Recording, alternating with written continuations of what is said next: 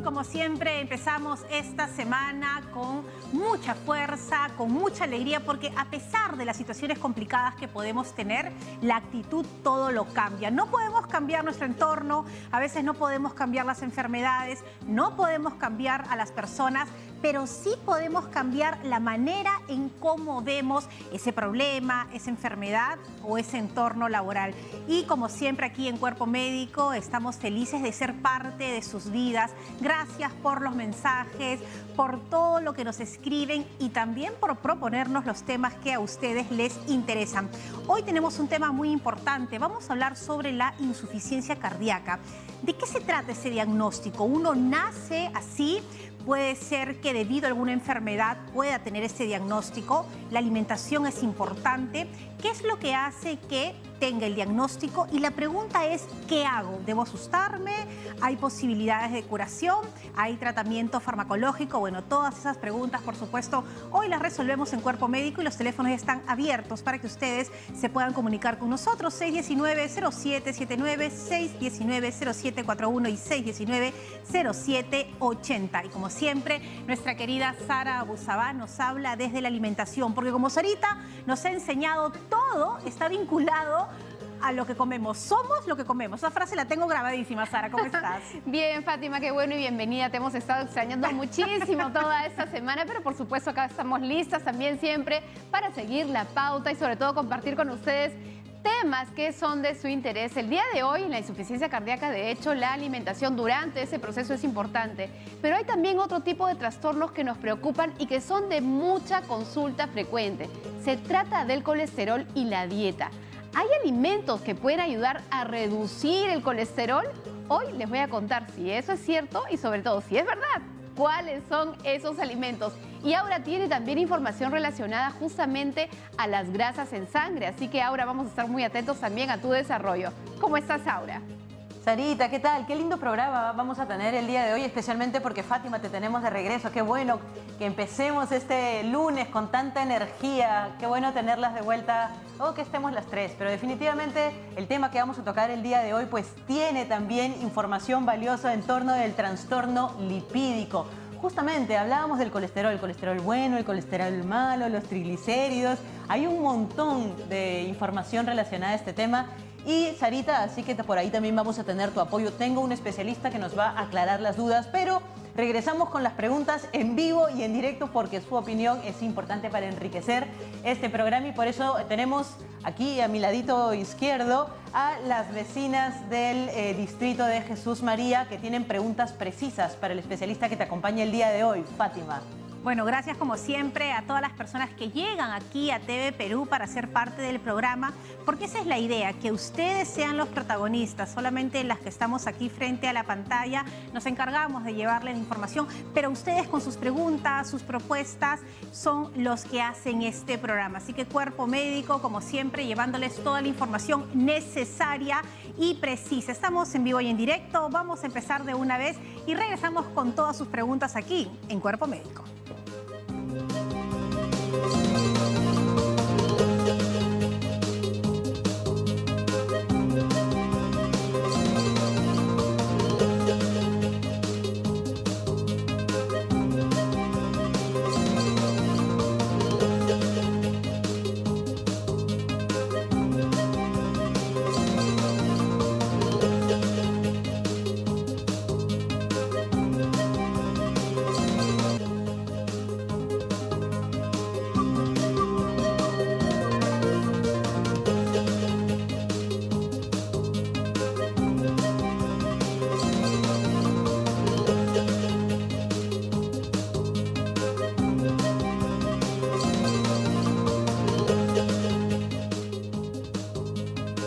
Estamos de regreso en Cuerpo Médico y ya se encuentra conmigo nuestro especialista. Quiero darle la bienvenida al doctor René Rodríguez Olivares. Él es cardiólogo del Instituto Nacional Cardiovascular, más conocido que todos llamamos INCOR de E-Salud, para hablar sobre ese tema. Doctor, un placer tenerlo aquí en Cuerpo Médico. Gracias, Fátima, gracias por la invitación, encantado de estar acá con ustedes. Bueno, doctor, apenas mencioné el tema y hay muchas personas que nos están llamando a las cuales les pido un poquito de paciencia porque me gustaría que a los demás televidentes nos pueda explicar sobre este diagnóstico. ¿Qué significa tener insuficiencia cardíaca?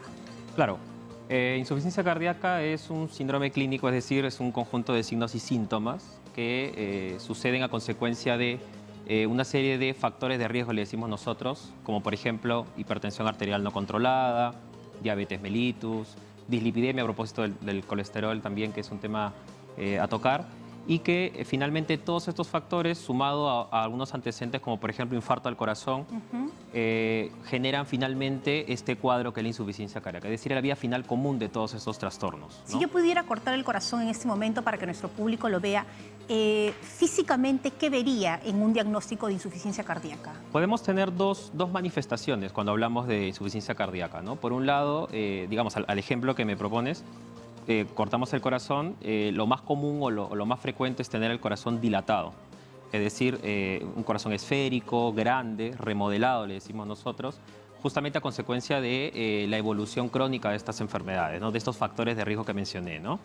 Pero también podemos encontrar, por ejemplo, un engrosamiento, es decir, que el corazón tiene, bueno, hay una serie de patologías que podemos mencionar, algunos problemas valvulares, la misma hipertensión, por ejemplo, puede generar un engrosamiento importante en el corazón. A eso le llamamos, por ejemplo, hipertrofia, ¿no? Que es otra forma de, digamos, anatómica de ver la insuficiencia cardíaca. Muy bien, doctor. Vamos con una llamada. Ya tenemos en la línea telefónica a Patricia. Patricia, buenas tardes. ¿Cómo está? Desde Santiago de Surco. Aquí el doctor Rodríguez la escucha.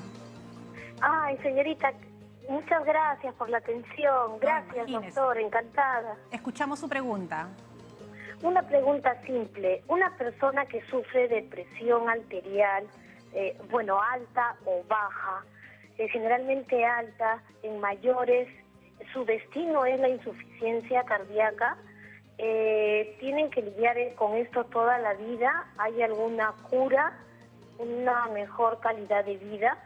Muy bien, vamos a ver, entonces lo que nos plantea es, yo imaginemos que tengo hipertensión arterial, está controlada, pero ¿podría terminar teniendo insuficiencia cardíaca?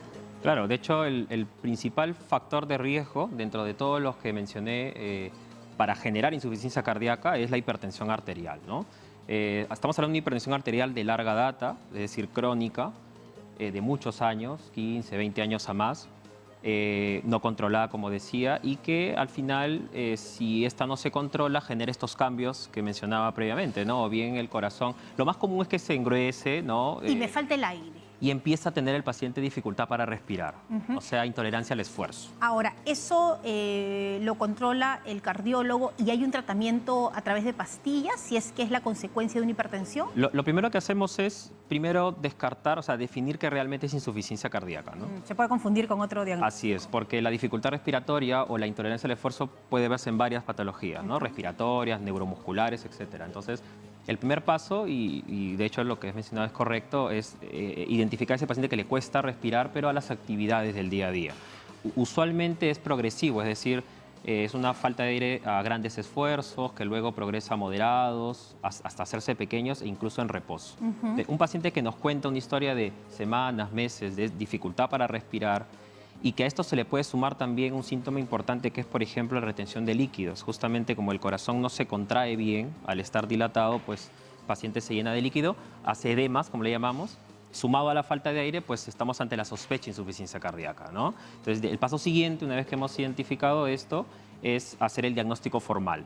Y aquí echamos mano de herramientas, por ejemplo, como la ecocardiografía, ¿no? Que es algo que a nosotros los cardiólogos nos ayuda mucho para poder diagnosticar y, por supuesto, clasificar también la enfermedad, ¿no? Y de acuerdo a lo que ustedes encuentren, van dando los medicamentos necesarios para cada caso. Así es. Muy bien, vamos con más llamadas y ya tenemos en la línea telefónica a Mila. Mila nos está llamando en este momento ya y el doctor desde Chiclayo y el doctor Rodríguez la escucha. Mila, bienvenida, ¿cómo está usted?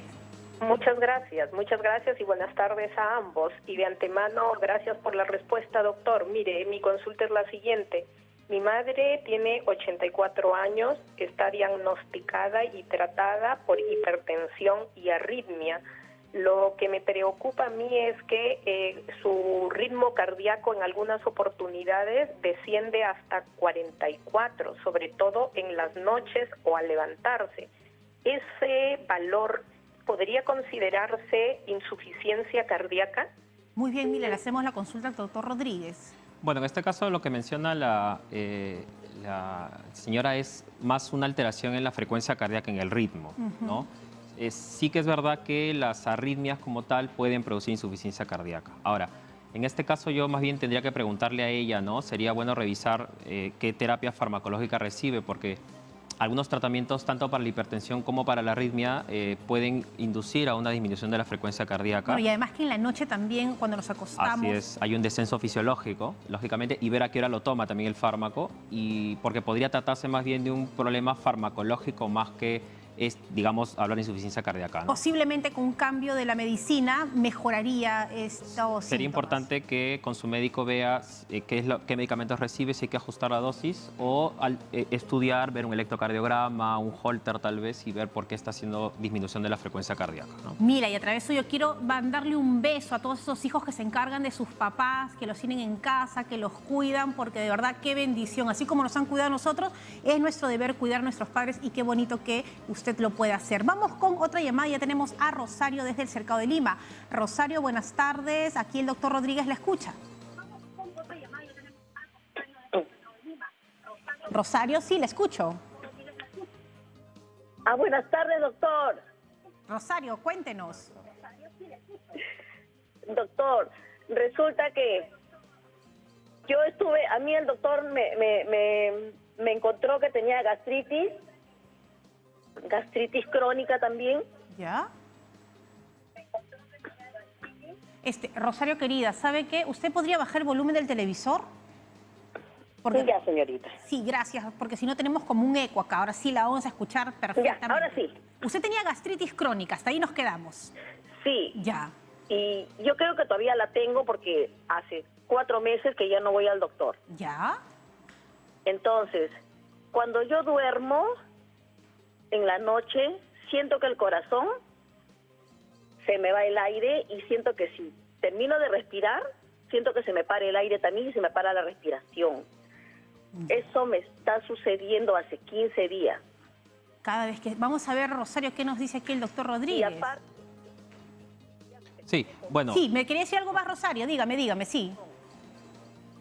Sí, ya cortó Rosario, muy bien. Bueno, a propósito de la pregunta, hay una de las formas de manifestación de esta falta de aire en algunos pacientes puede ser esta disnea, como se le llama la dificultad respiratoria cardíaca, en la noche, ¿no? Es una dificultad respiratoria que se da con el paciente en decúbito, es decir, completamente echado. Ya. Y justamente al estar incluso a veces minutos, el paciente tiene que incorporarse súbitamente porque cuesta respirar. Esto se llama ortopnea específicamente. Ahora, este es un signo cuando ya la insuficiencia cardíaca está establecida, ¿no? En el caso de la paciente que llama, de la señora, habría que ver primero si no hay una alteración de pronto tipo respiratoria, hay, digamos, apnea del sueño, hay... ¿Y la gastritis tiene algo que ver? No directamente. No directamente. Digamos que podría... Ni los medicamentos de la gastritis. No, tampoco tendrían una relación en este. Bueno, entonces lo importante es que vaya a un cardiólogo para que pueda determinar qué es lo que está sucediendo, pero aquí el doctor Rodríguez en esta primera impresión nos dice que no está vinculado a la gastritis. Nos vamos hasta Puno porque Antonio también tiene una pregunta para el doctor Rodríguez. Antonio, le escuchamos, bienvenido. Muy buenas tardes, doctor Rodríguez. Gracias por la oportunidad. Gracias, Antonio, usted por llamarnos. Lo escuchamos. Sí, mi pregunta es la siguiente. Mire, yo estoy viviendo hace ya 1 año y medio en Puno por trabajo y estoy sintiendo problemas en mi corazón. Yo la pregunta es si el tema de la altura tiene que ver algo con los temas cardíacos. ¿Usted qué edad tiene, Antonio? Y tengo 52 años. Está joven, Antonio. Peso 72 kilos. ¿Ya? Y cuando viví en Lima no sentía esos males, pero desde que estoy viviendo en Puno siento como una arritmia. Muy bien, vamos a preguntarle. Bueno, Antonio está joven, tiene 52 años, pero por trabajo se ha trasladado a Puno, donde tenemos una altura y hay pues todo un cambio, ¿no?, en nuestro organismo. ¿Qué podría ser lo que él tiene? Bueno, la altura sí se reconoce como, digamos, llamémosle un descompensante, entre comillas, porque definitivamente por encima de los 2.500, 3.000 metros sobre el nivel del mar, obviamente el oxígeno cada vez es menos. Entonces, si relacionamos con lo que estamos conversando, insuficiencia cardíaca, una de las recomendaciones justamente es eso, es tratar de que el paciente pueda vivir digamos, sobre el nivel del mar, porque obviamente la su capacidad funcional Ahora, si se ve alterada, tuviera, ¿no? si tuviera insuficiencia cardíaca. Ahora, en el caso de él, ¿qué debe hacer? Lo han contratado, está en Puno, no puede venir para Lima, pero siente esta especie de arritmia. ¿Debería de ir al cardiólogo? ¿Lo puede ayudar en algo? Sí, lo primero que tendría que hacerse es tomar un electrocardiograma, que es el examen básico de rutina que hacemos nosotros, identificar qué ritmo tiene, ¿no? Es un ritmo normal, si es que hay alguna alteración. Especificar también que en altura los pacientes pueden hacer una frecuencia cardíaca más alta, ¿no? Por la misma disminución del oxígeno hay taquicardia, palpitaciones que el paciente puede presentar. Y luego de eso, según el hallazgo en el electrocardiograma y otras preguntas tendríamos que hacerle también, ¿no? Si de repente se cansaba ya estando aquí en Lima. Claro. Porque de repente solo es deshabituación al esfuerzo, al ejercicio. Claro, Y la entonces, altura le choca, ¿no? es lo que sucede, pero le recomendamos que por favor vaya al cardiólogo para descartar cualquier cosa. Vámonos ahora a Trujillo porque Victoria también tiene una consulta para el doctor Rodríguez. Victoria querida, buenas tardes, bienvenida. Muy buenas tardes, doctor. Mi mamá, la consulta es por mi mamá. Mi mamá ya ha sido diagnosticada hipertensa hace más de 20 años, pero bueno, ya por su edad ella ha tenido un estado crítico, incluso estuvo en cuidados intensivos. Mi pregunta es, ella es hipertensa, toma irbesartán, nifedipino, carvedilol, pero tiene momentos que se presentan la presión baja y es ahí donde nosotros no sabemos qué hacer, ¿no? Por ejemplo, ayer hizo 86, subió a 90 y bueno, le íbamos dando lo que mi papá, ¿no? Café, o es un poquitito de sal para que pueda subir la presión. ¿Es correcto lo que estamos haciendo, doctor? Y también, para terminar, siempre presenta dolores de pecho. Acá le medimos la presión, tenemos el tensiómetro, el oxímetro, todo, y marcan bien, o sea, los valores son correctos, pero ella siempre se queja de dolor al pecho. Muchas gracias, doctor, muchas gracias. Gracias, Victoria. Bueno, doctor, ¿qué podríamos decirle a ella? Hay dos puntos, ¿no? El primero, lo de la presión baja, lo más probable es que haya que hacer algún ajuste en la medicación. Eso ya tendría que ver en parte su médico tratante, de repente ajustar un poco las dosis porque toma 3 fármacos. Claro, lo que pasa es que a veces nos han detectado presión alta, tomamos los medicamentos, pero luego ya se seguimiento. Claro. Así es. Es importante siempre sí, y eso es un poco también decirles a todos, ¿no? Que todo paciente con un diagnóstico en general de cualquier enfermedad, siempre los chequeos tienen que ser periódicos porque justo... ¿Cada cuánto recomendaría en el caso de Normalmente, si el paciente tiene una presión controlada, nosotros lo podemos ver entre 3 a 6 meses. Muy en bien, promedio, es un buen ¿no? tiempo. Que es un lapso. ¿Y el tema de la presión que siente en el pecho? Eso es importante también. Si hay otra enfermedad que se relaciona muchísimo a insuficiencia cardíaca es la angina de pecho. La angina de pecho es, digamos, el dolor del pecho, valga la redundancia, secundario a enfermedad de las arterias del corazón. ¿Y yo puedo estar bien en el pulsioxímetro y puedo estar bien cuando me miden la presión? Claro que sí. El síntoma es más frecuente al esfuerzo, ¿no? Que también, al igual que la disnea que hablábamos de la falta de aire, puede hacerse progresivo, inclusive llegar al reposo. Inclusive cuando dura más de 5 o 10 minutos es prácticamente una manifestación de un infarto. Bueno, hay que ir al doctor inmediatamente. ¿Y el tema del café y la sal para equilibrar? En realidad eso no sería lo... Se ríen los doctores, pues eso es parte de nuestros mitos. Muy bien, vámonos ahora, pero por favor, vayan inmediatamente al médico para que pueda dar un diagnóstico. Nos vamos ahora hasta San Juan de Miraflores. Manuel también tiene una consulta para el doctor Rodríguez. Manuel, bienvenido. Doctor, buenas tardes. Buenas tardes. Gracias por su consulta. Doctor, tengo la presión alta, he estado en 190 y me ha bajado a 180, pero tengo un dolor leve en el corazón, en el pecho. Manuel, ¿usted qué edad tiene y tiene ya diagnóstico de hipertensión y tiene tratamiento? Soy hipertenso, Ya. estoy tomando losartán y aspirina. Tengo 65 años. Muy bien. Vamos a preguntarle, Manuel, aquí al doctor Rodríguez. Sí, justo lo que mencionábamos también, ¿no? La angina, primero hay que definir si es angina. No todo dolor de pecho es de origen cardíaco.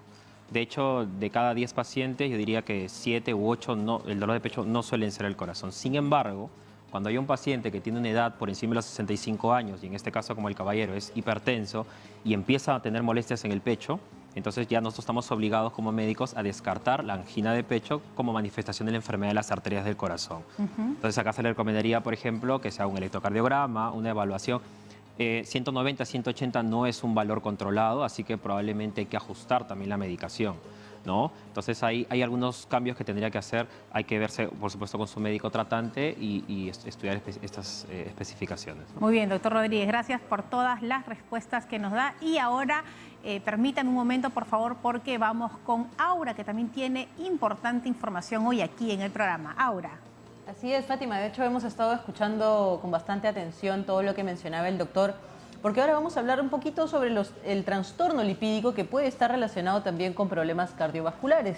Ahora, según los estudios, y para poder explicar un poquito mejor el término, podemos decir que el metabolismo es el proceso que el cuerpo utiliza para así producir energía a partir de los alimentos que consumimos. Y esto lo menciona definitivamente Sarita todos los días en su segmento. Ahora, los alimentos se componen de proteínas, de carbohidratos y de grasas y son los productos químicos del sistema digestivo que se denominan enzimas, aquellos que descomponen esta comida y lo transforman casi siempre en azúcares y ácidos que vienen a resultar o a ser el combustible del cuerpo. Ahora, este combustible se puede utilizar de manera inmediata o de manera, digamos, a largo plazo.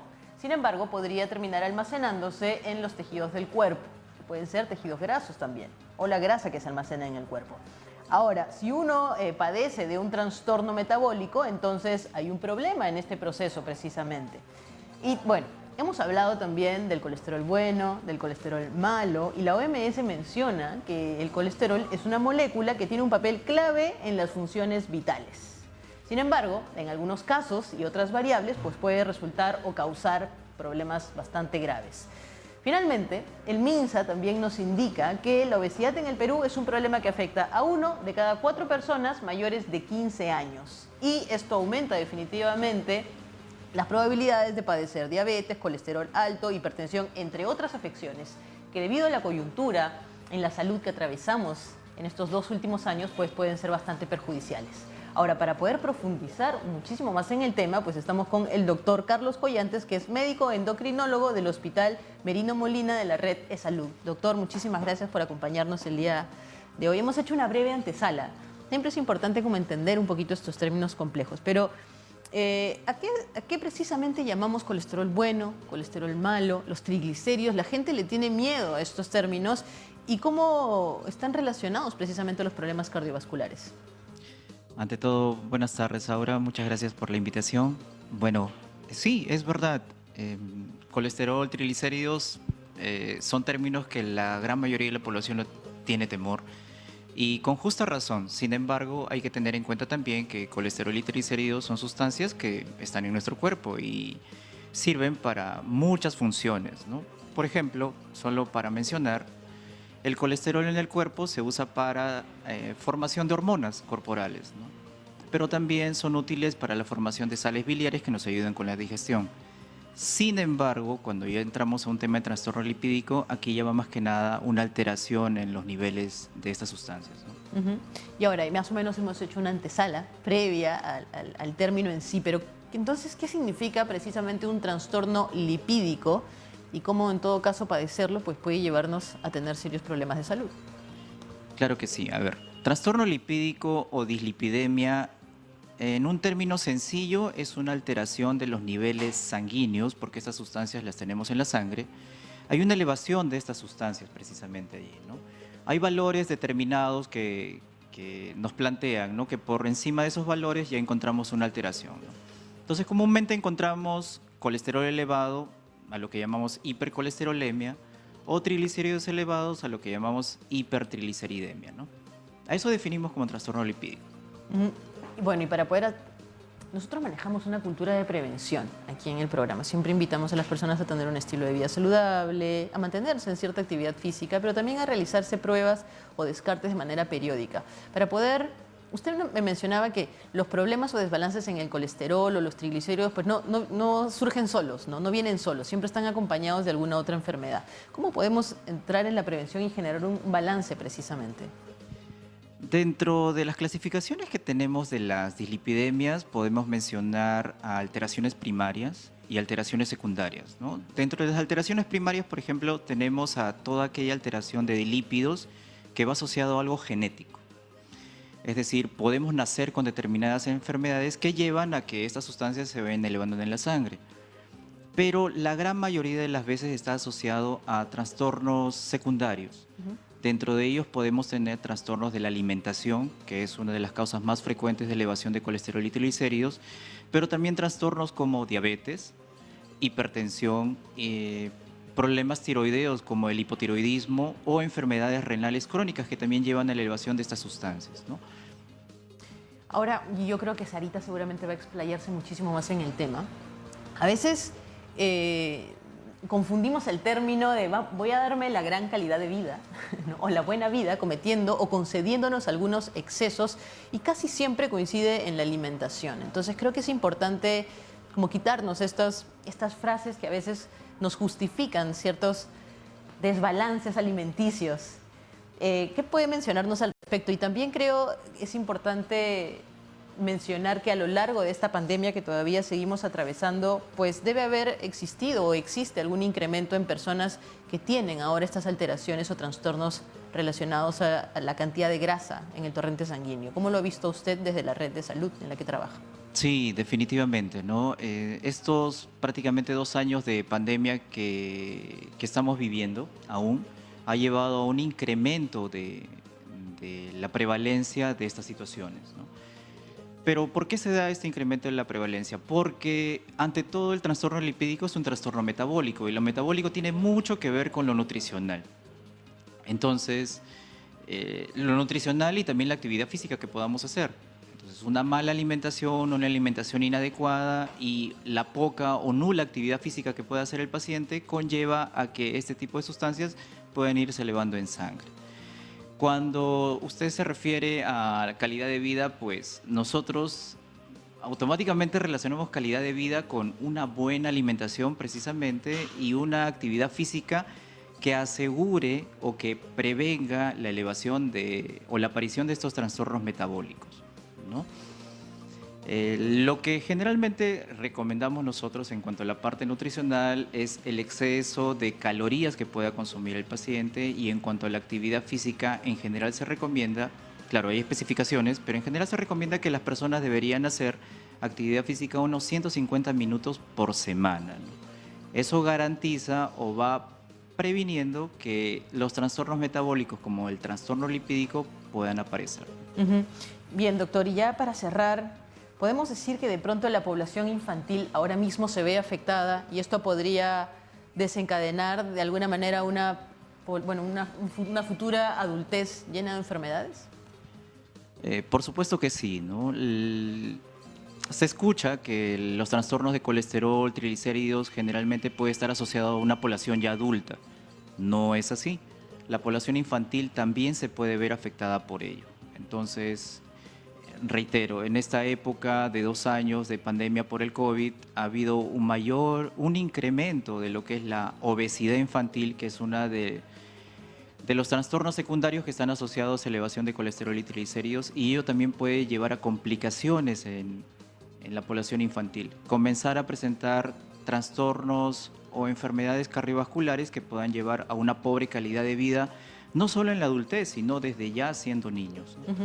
Bien, doctor, muchísimas gracias en esta oportunidad justamente para poder profundizar en el tema del trastorno lipídico, ver qué relación tiene con los problemas cardiovasculares y siempre tratando de llevar información hacia sus hogares. Nos ha acompañado el doctor Carlos Collantes, médico endocrinólogo del Hospital Marino Molina de la Red de Salud. Muchísimas gracias, doctor. Y bueno, siempre vamos a llamar a la buena alimentación, a la prevención y a la actividad física. Así que, Fátima, por favor, continuemos desarrollando toda la información y respondiendo a las preguntas que tiene el público mediante el teléfono. Muchas gracias, Aura. Como siempre, importante toda la información que nos brindas. Estamos aquí con el doctor René Rodríguez, él es cardiólogo del INCOR de Salud, y vamos con otra llamada. Hoy hablando sobre insuficiencia cardíaca, y ya recibimos la llamada. Ya tenemos en la línea a Gabriel. Gabriel, muy buenas tardes. Está en Lambayeque usted, y el doctor Rodríguez aquí en Lima le responde. Buenas tardes a ustedes, muchas gracias por facilitarnos la consulta. A ver, lo escuchamos. Mi tema es, yo soy una persona de 54 años con obesidad mórbida, ¿ya? ¿no? Y soy ya hipertenso desde el año 2014, diagnosticado al menos desde ese año. Entonces yo tomo Pisopropol, Losartán, bueno, lo que sí tengo es mucha ansiedad. Por ende, no controlo el tema de las comidas. Claro, claro. Yo tengo un tema también de mucho cansancio. Yo quería ver si eso es justamente tiene que ver con lo que ustedes están tratando hoy día en el programa, ¿no? Y tengo el dolor siempre, no frecuente, pero de vez en cuando en el pecho. Y como le digo, me fatigo rápido al hacer ejercicio. Por más que quiero hacer una vida más sana, bueno, no logro controlar eso. Bueno, Gabriel, primero agradecerle por su testimonio. Usted es muy valiente de llamarnos y contarnos, pero creo que usted ayuda a muchísimas personas que están en el mismo caso, y aquí el doctor Rodríguez nos va a dar algunos datos importantes para poder ayudarlo. Gracias, Gabriel. Sí, la obesidad es otro de los factores importantes que se relacionan a insuficiencia cardíaca, ¿no? Pero también tengo que decir que la obesidad puede ser un confusor. ¿A qué me refiero? Que como es dificultad o intolerancia al ejercicio el síntoma principal de esta insuficiencia cardíaca, la misma obesidad puede como que falsear esto, es decir, el peso excesivo, obviamente el no estar adaptado a hacer esfuerzo. Por ese motivo puede ser que él se esté cansando, tenga fatiga, pero por supuesto que si es hipertenso y es obeso, necesita una valoración por cardiología, de repente un electrocardiograma, una ecocardiografía, y ver cómo está ese corazón, ¿no? De repente ajustar la terapia, etcétera. Y también por psicología para que nos ayuden a cambiar la ansiedad. Por ahí hay que partir y yo sé que lo va a poder lograr. Vamos a hacer una pausa, regresamos con más información. El doctor René Rodríguez se queda, por supuesto, para responder todas sus preguntas. Luego de la pausa y ya viene Sara Busabá con su momento de nutrición. Volvemos.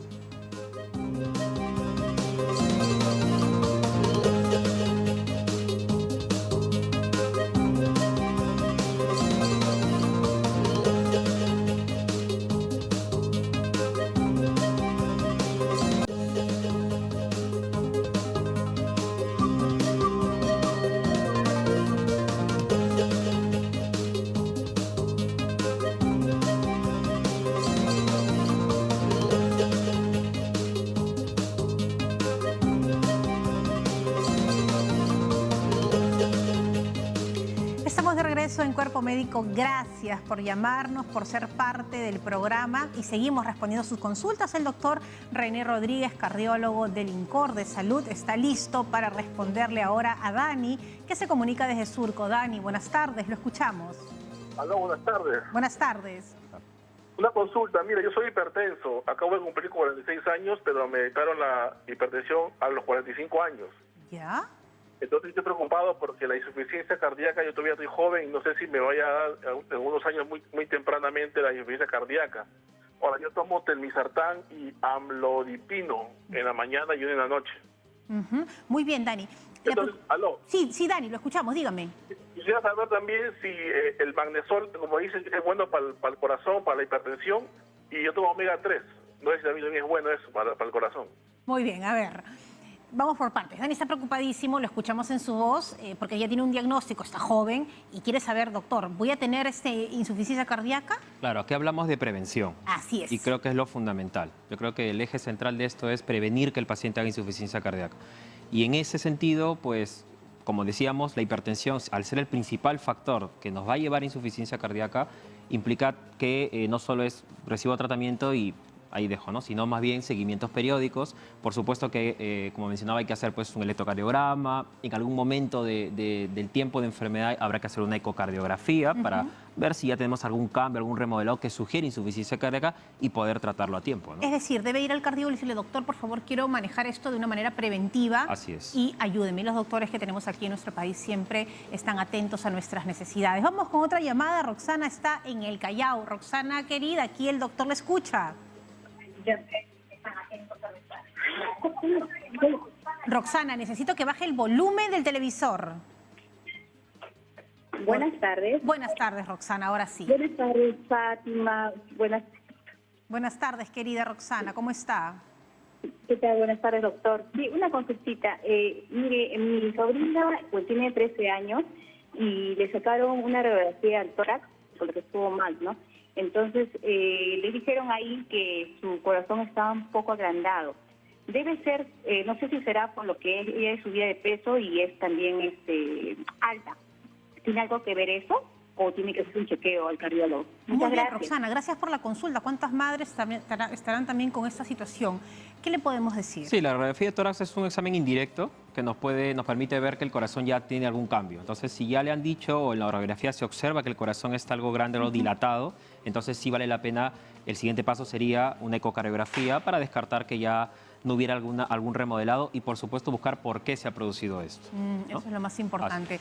Muy bien, ahora sí vamos todos a escuchar a nuestra queridísima Sara, porque la alimentación es fundamental. Así que es el momento de nutrición de Sara Busabá.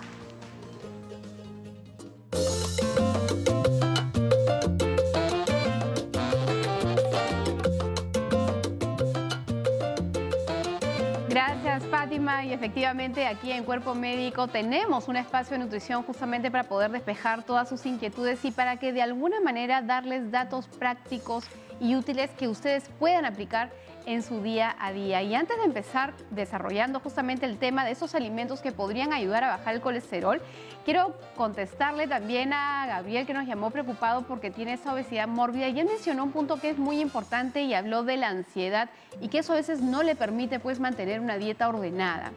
Y sí, Fátima, tú le comentaste que justamente hay que ayudarse tal vez con un psicólogo a manejar la ansiedad, porque además cuando tenemos ansiedad o tenemos estrés, y eso pasa a muchísimas personas, no solamente a ti, Gabriel, se eleva también el cortisol, que es una hormona llamada también hormona del estrés.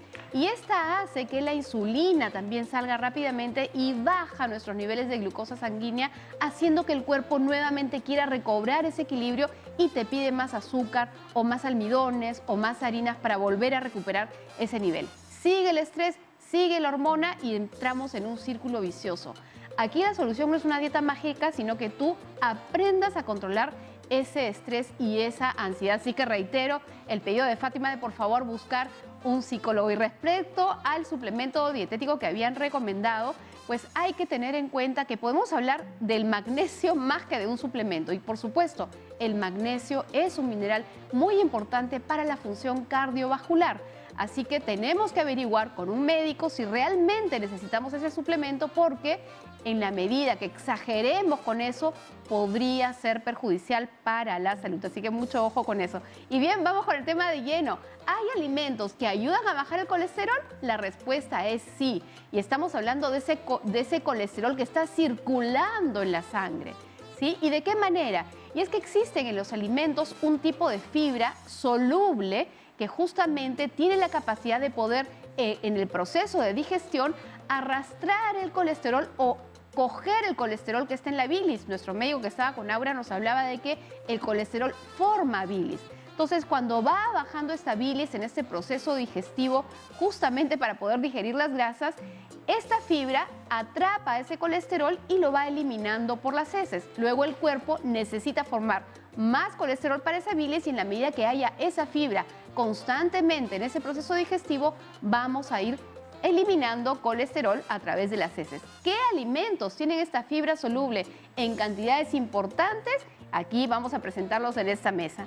En primer lugar, quiero mostrarles esta linaza de acá, que son estas semillitas, que hay diferentes formas de consumo, pero siempre les voy a pedir que por favor estén tostadas. Y para poder aprovechar justamente esa linaza, es mejor consumirla en harina. Si es que yo quiero ponerla, por ejemplo, preparando un pan casero, unas galletas caseras, incluso dentro de una sopa, esa es la manera correcta de consumirla. Pero también tenemos estas otras semillas que son justamente la chía.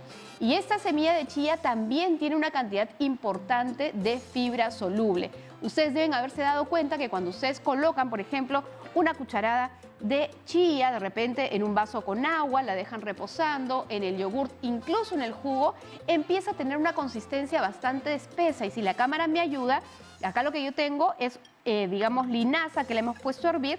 Y miren ustedes cómo agarra una consistencia así espesita como gel. Entonces, cada vez que ustedes tengan un alimento en el cual ustedes empiezan a ver que se genera esta consistencia de gel, estamos hablando de fibra soluble que es buena y que justamente ayuda a arrastrar ese colesterol. ¿Con qué otro alimento pasa lo mismo? Con la avena. Ustedes pueden tener las hojuelas de avena, que son la mejor forma de consumo, de hecho sea de paso, la ponen a hervir y se van dando cuenta que la avena o ese líquido se va poniendo espesito, más que por la harina, que sí efectivamente contiene, porque es un cereal, tiene también esta fibra soluble que justamente ayuda a tener ese efecto que les estaba comentando de arrastrar el colesterol.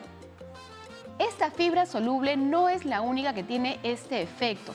Se han hecho muchos estudios en el aceite de oliva y se ha demostrado que un consumo frecuente de aceite de oliva puede también ayudar a disminuir esos niveles de colesterol. Estamos hablando de un aceite extra virgen y consumido en crudo, no frito en una sartén ni calentado, sino directo en algo como una excelente ensalada.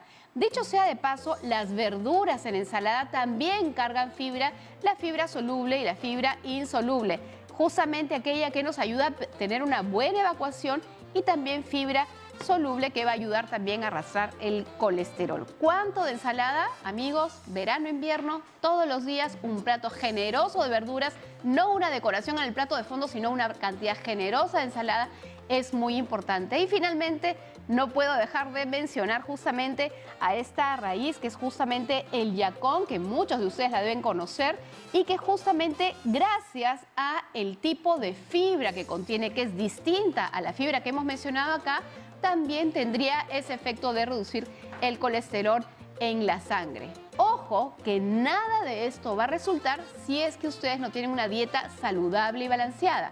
No me sirve ingerir todos estos alimentos si es que yo tengo pues comida altamente procesada, consumo un montón de bebidas gaseosas y mi dieta no tiene alimentos naturales. Así que las dos cosas muy necesarias para poder controlar esas grasas, tanto el colesterol como los triglicéridos. Seguramente, doctor, ustedes en el INCOR tienen también muchas colegas nutricionistas que ayudan y asesoran a los pacientitos cuando tienen ese tipo de problemas. Así es, y la nutrición es fundamental, ¿no? Con los cambios en el estilo de vida y la cultura de prevención es el eje central para esto. Muy bien, muchísimas gracias, querida Sara, por toda la información. Y bueno, hoy también ha llegado público hasta las instalaciones de TD Perú, y esta vez para hacerle las consultas al doctor René Rodríguez sobre nuestro tema, que es insuficiencia cardíaca. Y Aura, por supuesto, los recibe con todo cariño. Aura. Así es, Fátima, y como lo habíamos comentado antes, que las personas nos visiten aquí en el programa, pues ayuda al desarrollo justamente de la información. Por esta razón tan importante, el día de hoy las vecinas de Jesús María se han sumado a la causa de llevar información importante hacia los hogares de las personas. Y estamos con la señora René Cabrera, que justamente tiene una duda sobre estos dispositivos que deben tener ciertas personas para poder controlar los problemas cardiovasculares. Pero bueno, René, por favor, el doctor te escucha. De hecho, tenía una pregunta sobre una persona que sufre de insuficiencia cardíaca y tiene un marcapaso colocado del lado derecho. Entonces, esta persona siempre tiene dudas en saber, por ejemplo, para dormir, ¿de qué lado tendría que dormir? ¿Del lado derecho o del lado izquierdo? Gracias por la respuesta. ¿Esta persona ha sufrido algunas complicaciones? ¿Ha tenido...? Sí, el año pasado tuvo una descompensación y justamente uno de los doctores le dijo que no esté mucho tiempo de pie, por ejemplo, ¿no? Porque le podía venir un desmayo. Sí. Muy bien, muchas gracias, René. Doctor, en realidad las posturas, de pronto, tengo entendido que este marcapaso fue colocado el año pasado. Entonces, por favor, del lado derecho, sus respectivas indicaciones.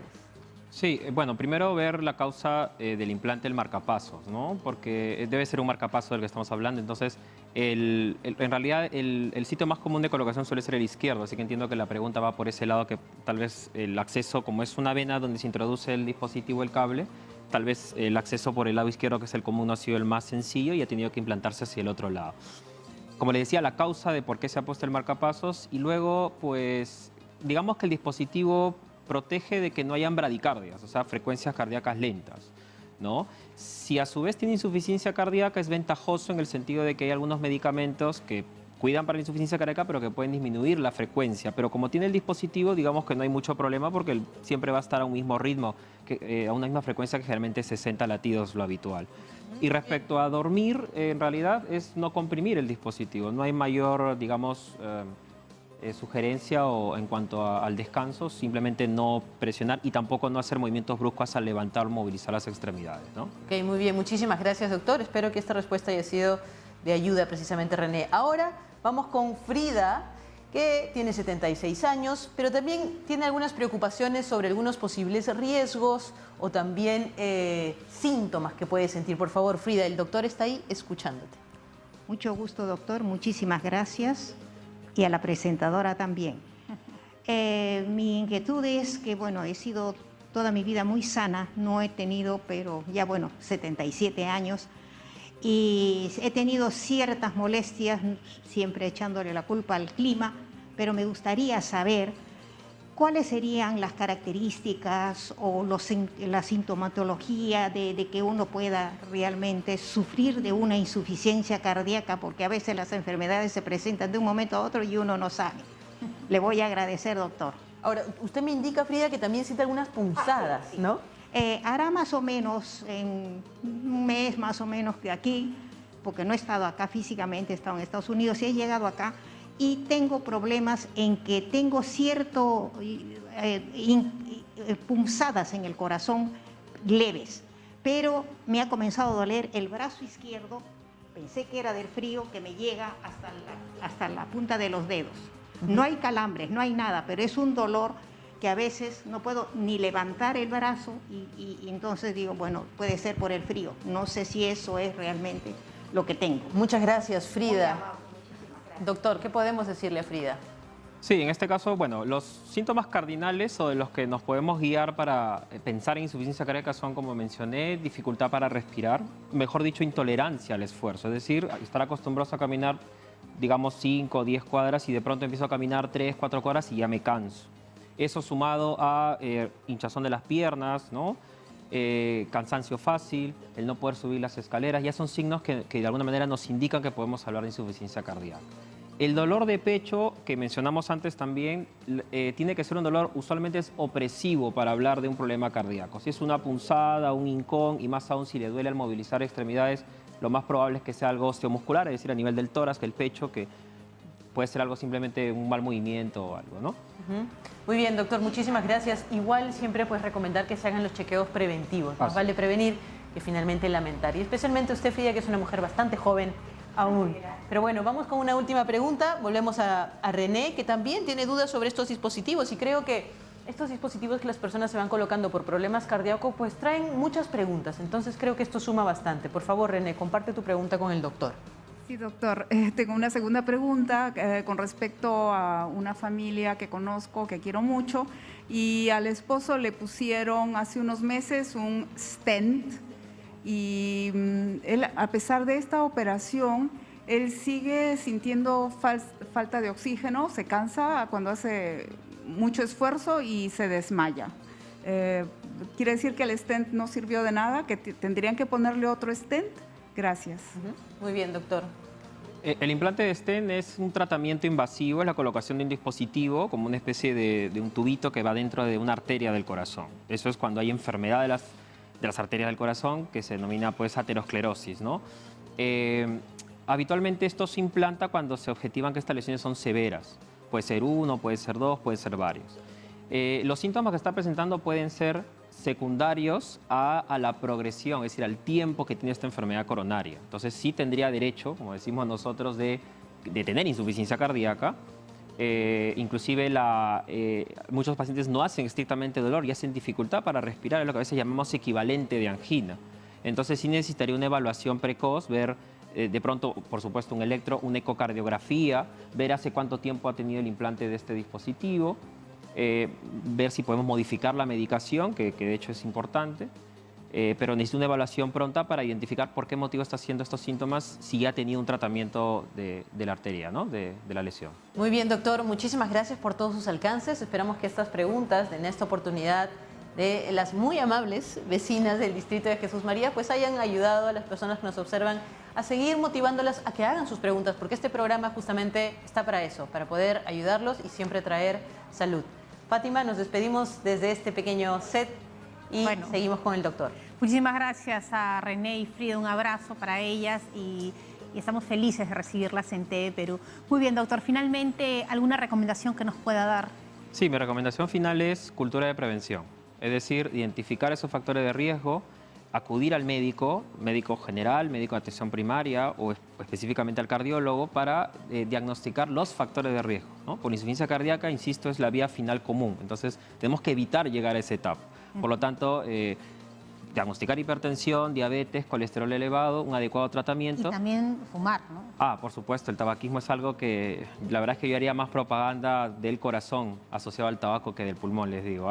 Hay bastante enfermedad coronaria por ¿Qué por tal el tabaco. cierre, doctora? ¿Qué tal cierre? Bueno, le agradecemos mucho por haber estado con nosotros. Gracias. Y esperamos contar con usted nuevamente para algún otro tema de su especialidad. Estuvo con nosotros el doctor René Rodríguez Olivares, él es cardiólogo del Instituto Nacional Cardiovascular INCOR de Salud.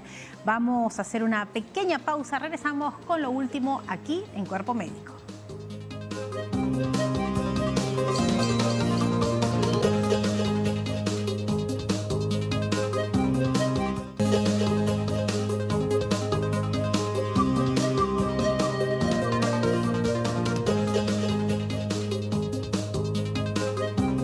Estamos de regreso con la parte final de Cuerpo Médico y como siempre, cada día aprendemos. Así es, Fátima, y justamente yo quería aprender sobre el yacón. Que me estoy preguntando que cómo se come con la boca, me dicen. No, pues yo veo ahí... La preparación, ¿nunca lo has probado? No lo he probado. Sé que la gente endulza con yacón y eso es como para diabéticos, es recomendable, pero es nuevo para mí, entonces cuéntame. Sí, ahora es bien importante que, digamos, se visualice que no todo el mundo conoce todo. ¿Por qué? Porque en diferentes oportunidades me ha tocado visitar escuelas donde hay niños muy pequeños y no saben cómo es un melón, por ejemplo. Por ejemplo. No porque nunca lo hayan comido, sino que siempre ha estado picadito, listo para que se lo coman, ¿no? Y así diferentes alimentos. Entonces, en la medida que nosotros empecemos a conocer los alimentos, van a ser más fácil incluirlos. Entonces luego las mamis siempre dicen, ay, pero mi niño no quiere comer verduras, pero nunca en su vida aprendió que es una verdura, no le enseñaron, ¿no? Entonces, no es un jalón de orejas para ti, pero sí voy a aprovechar a contarte que, digamos, el yacón es un alimento muy importante y debería estar presente con frecuencia en nuestra dieta por sus bondades, ¿no? El sabor del yacón es entre pera y manzana, digamos, ¿no? Tú puedes comerlo como si fuera una fruta. Tú puedes pelarlo y cortarlo y colocarlo como una de tus frutas del día, ¿no? Y la ventaja que tiene es que así como tiene un sabor dulce, es un dulzor por tipos de azúcares que el cuerpo no absorbe, sino que más bien llegan al colon y justamente ahí nuestras bacterias se benefician. Entonces, en realidad es un alimento que debería estar presente. De hecho, prometo hablar un día solamente del yacón. O sea, en sus múltiples preparaciones. Entonces, yo me voy a llevar ese yacón. No sé quién es. Perfecto, lo puedes llevar y lo puedes probar y compartir además en casa, sobre todo si alguien no lo consume. Pelado, cortado es la mejor manera, pero hay muchas otras formas de consumo que podemos hablar otro día en el programa. Muy bien, y es importante entender que si usted tiene el diagnóstico de insuficiencia cardíaca, debe controlarse, debe ir al médico y sobre todo hemos dejado de hacerlo durante la pandemia. Los cardiólogos peruanos están atentos a trabajar sobre todo el tema de la prevención y no tenga temor de ir.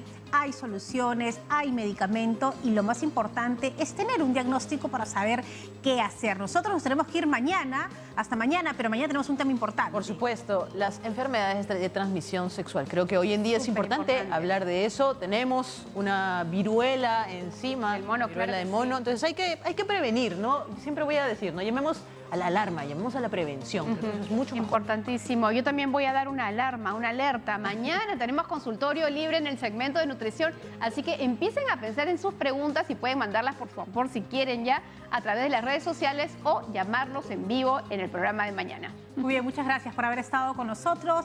Mañana 3 en punto, como siempre, Cuerpo Médico. Hasta mañana.